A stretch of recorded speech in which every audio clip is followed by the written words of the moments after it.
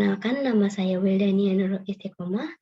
Saya akan mempresentasikan hasil proposal saya yang berjudul Pengaruh Gadget Terhadap Kemampuan Interaksi Sosial Anak kelas 6 SD Margahayu 5, Kota Bekasi di masa pandemi COVID-19.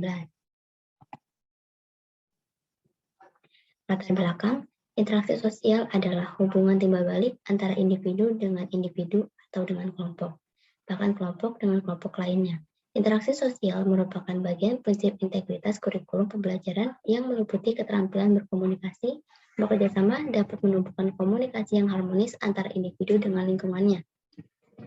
Sedangkan menurut Butner, interaksi sosial adalah hubungan antara dua orang atau lebih yang aksi dari individu dapat mempengaruhi atau mengubah kehidupan individu lain. Serta interaksi sosial dapat terjadi dimanapun dan kapanpun antara individu dengan individu maupun kelompok lainnya. Orang yang terlibat dalam interaksi sosial ini dapat mengubah dan mempengaruhi sifat dan sikap antara satu dengan yang lainnya. Maka kita sebagai makhluk hidup sosial butuh untuk berinteraksi sosial seperti di lingkungan keluarga, di lingkungan rumah, di lingkungan sekolah, dan di lingkungan tempat kita bekerja. Di masa seperti ini, gadget merupakan wujud nyata dari perkembangan ilmu pengetahuan dan teknologi. Ini sangat mempengaruhi cara hidup manusia baik dari segi mentalitas maupun perilaku.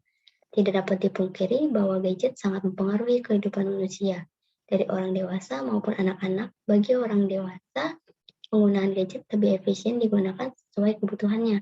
Namun, penggunaan gadget untuk anak-anak tersebut dapat memberikan dampak positif dan juga negatif. Salah satunya adalah berdampak kepada kemampuan interaksi sosialnya. Selain itu, di masa seperti ini mengharuskan anak belajar dengan menggunakan gadget untuk media pembelajaran dari mulai absen, memahami materi, dan mengajarkan tugas yang diberikan oleh gurunya. Dampak positif dapat membuat si anak menjadi lebih paham terhadap teknologi.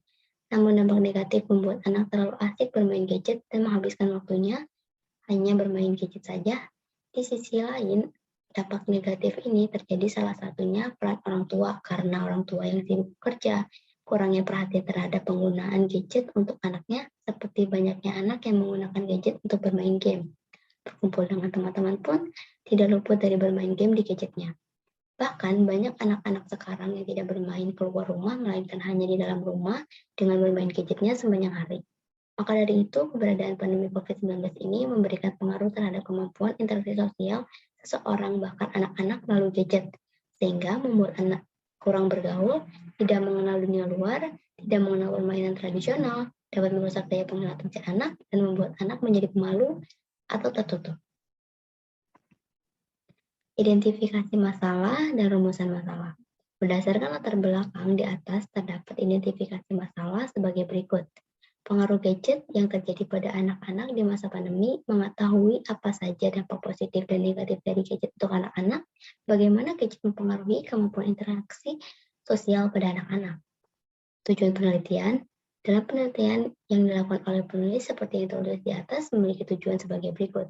Mengetahui apakah gadget mempengaruhi kemampuan interaksi sosial anak, mengetahui faktor-faktor yang menghambat kemampuan interaksi sosial anak, mengetahui dampak positif dan negatif dari penggunaan gadget untuk anak-anak. Manfaat penelitian, ada manfaat dari penelitian ini. Pertama, bagi akademik, membantu untuk memberikan informasi terkait gambaran pengaruh gadget terhadap kemampuan interaksi sosial pada anak kelas 6 SD. Kedua, bagi masyarakat, memberikan dan menambah pengetahuan tentang dampak dari gadget pada anak kelas 6 SD terhadap kemampuan interaksi sosialnya. Definisi gadget.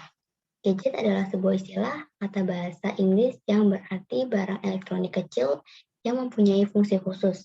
Gadget memiliki fungsi dan manfaat yang relatif sesuai dengan penggunanya. Fungsi dan manfaat gadget secara umum diantaranya komunikasi, sosial, dan pendidikan. Gadget merupakan suatu alat elektronik yang digunakan sebagai alat komunikasi oleh manusia seperti mobile phone, komputer, dan lainnya. Pada awalnya, penggunaan gadget hanya digunakan oleh orang dewasa saja. Akan tetapi, dengan kemajuan zaman saat ini, gadget banyak juga digunakan oleh anak-anak. Akan tetapi, penggunaan gadget yang berlebihan akan berdampak buruk bagi anak. Anak yang menghabiskan waktunya dengan gadget akan lebih emosional, pemberontak karena merasa sedang diganggu saat asyik bermain game, malas mengerjakan rutinitas sehari-hari, bahkan untuk makan pun harus disuapi karena sedang asyik menggunakan gadgetnya. Definisi interaksi sosial.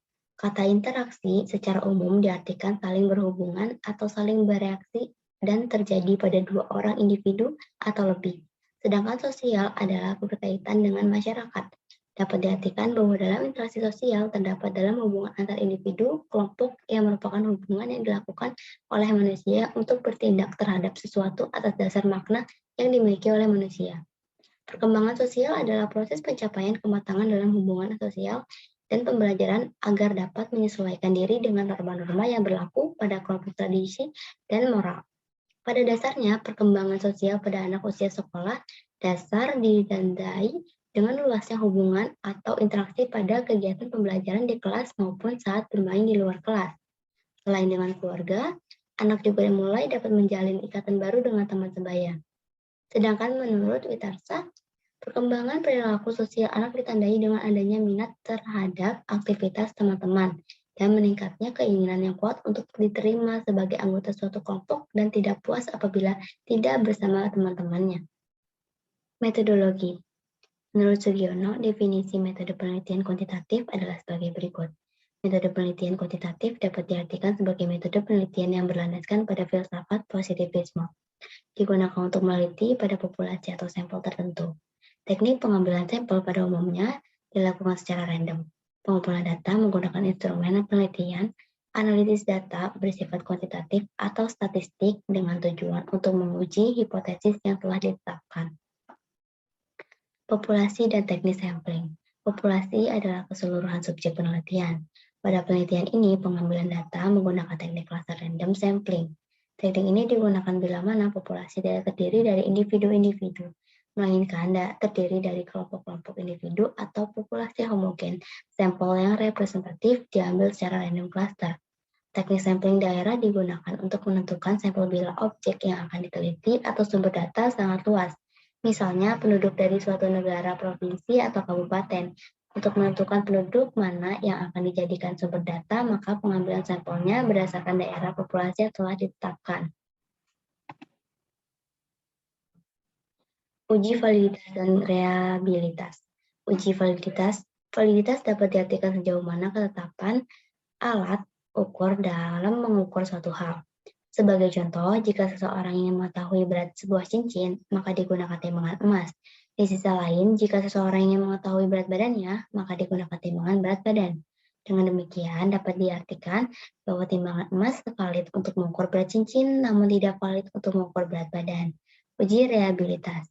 Reliabilitas dapat diartikan sejauh mana hasil pengukuran tetap konsisten bila dilakukan pengukuran 2 kali atau lebih dengan alat ukur yang sama. Sebagai contoh, bila kita mengukur jarak A ke B dengan menggunakan 2 alat ukur, yaitu meteran logam dan langkah kaki, dengan melakukan pengukuran sebanyak 2 kali atau lebih, maka pengukuran dengan meteran logam akan mendapatkan hasil yang sama, namun jika mengukur dengan langkah kaki akan mendapatkan hasil yang berbeda. Oleh karena itu, dapat dikatakan bahwa alat ukur jarak meteran logam lebih reliable dibandingkan langkah kaki. Lokasi dan waktu penelitian. Penelitian ini dilakukan pada semester ganjil atau semester 3 pada bulan Oktober tahun 2021. Dikarenakan masih dalam masa pandemi COVID-19 menyebabkan penelitian dilakukan hanya melalui perantara media online atau media sosial. Hasil uji validitas. Korelasi persen dari 40 pernyataan dapat dinyatakan valid jika nilai korelasi lebih besar dari R tabel. Lalu dapat dinyatakan tidak valid jika nilai dari korelasi persen yang lebih kecil dari R tabel. Jika hasilnya tidak valid, menandakan tidak adanya hubungan dengan penelitian yang perlu diteliti. Lalu ada hasil uji analisis regresi. Berdasarkan paparan diperoleh nilai R adalah 0,586 dan bernilai positif. Artinya, terdapat hubungan atau korelasi antara gadget terhadap kemampuan interaksi sosial anak kelas 6 SDN Margahayu 5, Kota Bekasi di masa pandemi COVID-19, akan tetapi masih tergolong lemah. Pembahasan, penggunaan gadget memiliki pengaruh yang besar terhadap kemampuan interaksi sosial anak, karena dapat membuat anak menjadi terlalu fokus dengan gadgetnya, dan malas belajar maupun berinteraksi sosial pada dunia luar dengan teman-teman sebayanya. Dan apabila orang tua membatasi penggunaan gadget terhadap anaknya, lalu mengawasi anaknya saat bermain gadget akan dapat memberikan pengaruh positif terhadap anaknya tersebut. Kesimpulan, Berdasarkan hasil penelitian dan pembahasan yang telah dilakukan, maka dapat disimpulkan bahwa dengan menggunakan angket, pengaruh gadget terhadap kemampuan interaksi sosial pada anak kelas 6 SDN Margahayu 5 Kota Bekasi di masa pandemi COVID-19. Hasil penelitian ini menunjukkan bahwa adanya hubungan T hitung 8,280 lebih besar dari T tabel 0,361 sehingga berdasarkan data yang diperoleh dapat disimpulkan terdapat pengaruh penggunaan gadget terhadap interaksi sosial anak kelas 6 SDN Margahayu 5, Kota Bekasi di masa pandemi COVID-19. Sekian presentasi dari saya. Terima kasih. Wassalamualaikum warahmatullahi wabarakatuh.